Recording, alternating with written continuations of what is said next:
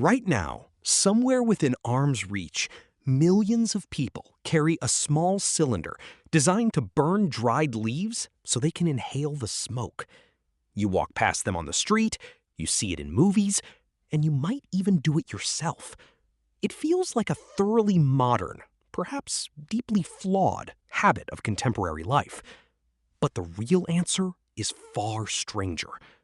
Long before paper wrappers, long before filtered tips, and long before industrial tobacco farms, your ancestors were already setting plants on fire and breathing in the fumes.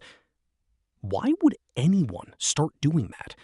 What drove early humans to take a toxic plant, ignite it, and fill their lungs with gray haze? To understand this, you have to look deep into the prehistoric past, where survival depended on strange experiments with the natural world. Imagine standing in a damp, freezing valley 40,000 years ago.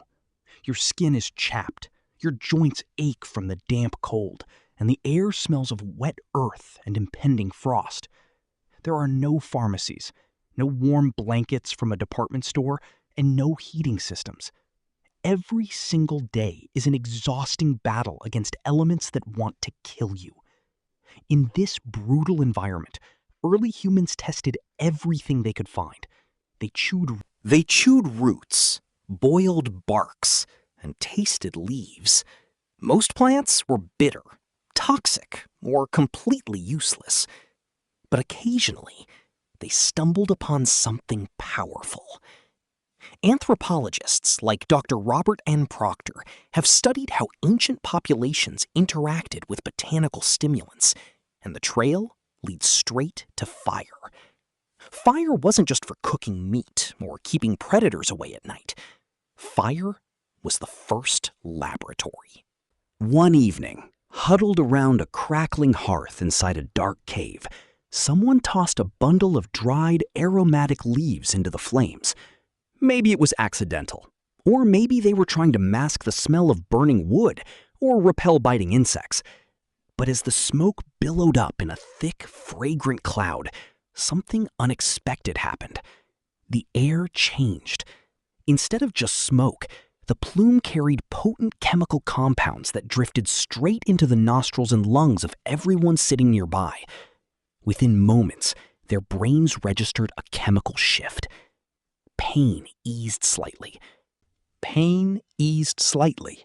Anxiety about the upcoming hunt quieted down. A sudden wave of calm washed over the group in the freezing dark. Do you think they ignored that sensation? Of course not.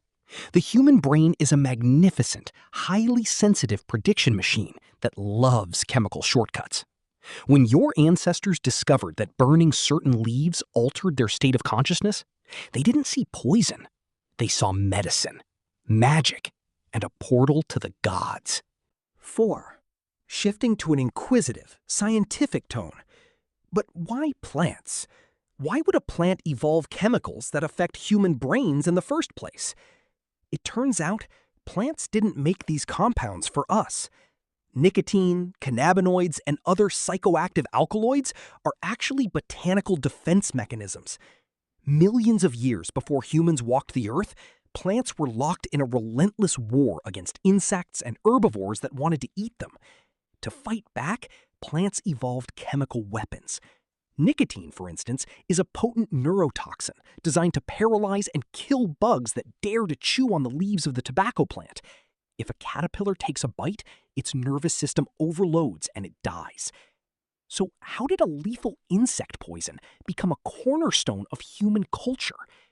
Because evolution is a game of scale and dosage. When humans began inhaling these plant defenses in small, controlled amounts through smoke, the toxin didn't kill them. Instead, it hijacked the exact neurotransmitters that govern their focus, pleasure, and stress responses. It was an accidental biochemical key that fit perfectly into the human lock.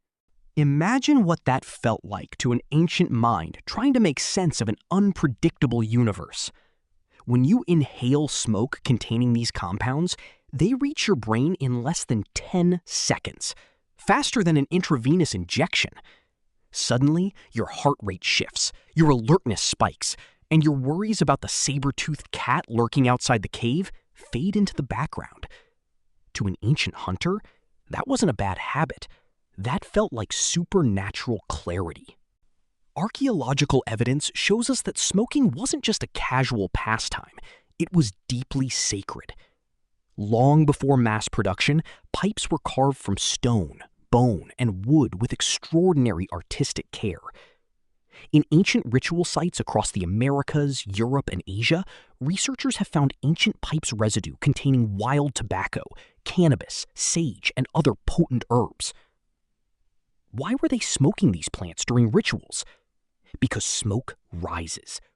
To an ancient person, watching a thin column of gray smoke drift upward toward the sky felt like a direct bridge between the earthly realm and the divine. When you breathe in the smoke and exhale it into the air, you are literally sending a physical message to the heavens.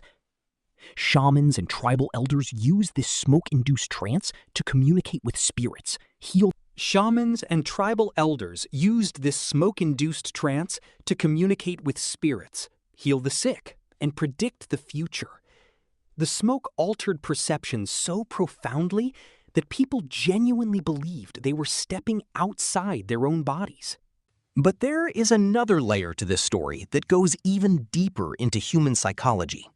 It is the social glue of the fire circle. Picture the scene again. The day is done, tensions are high after a failed hunt or a dispute over territory. People are exhausted and irritable. Then, someone passes a burning reed or a small clay pipe around the circle. One by one, everyone takes a turn drawing in the smoke and exhaling.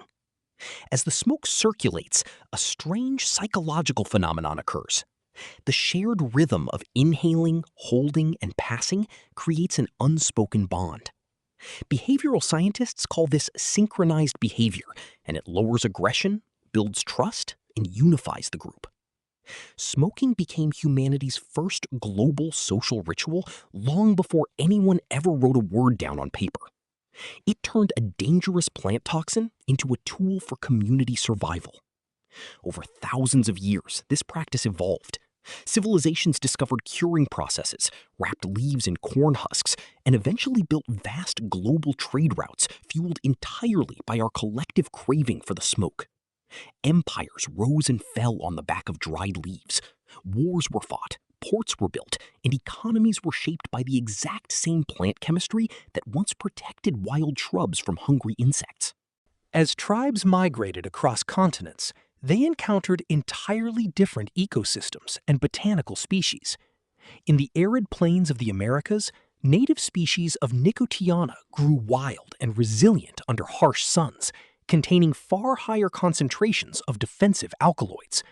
When local populations discovered them, the intensity of the experience was drastically magnified. This wasn't merely a casual inhalation.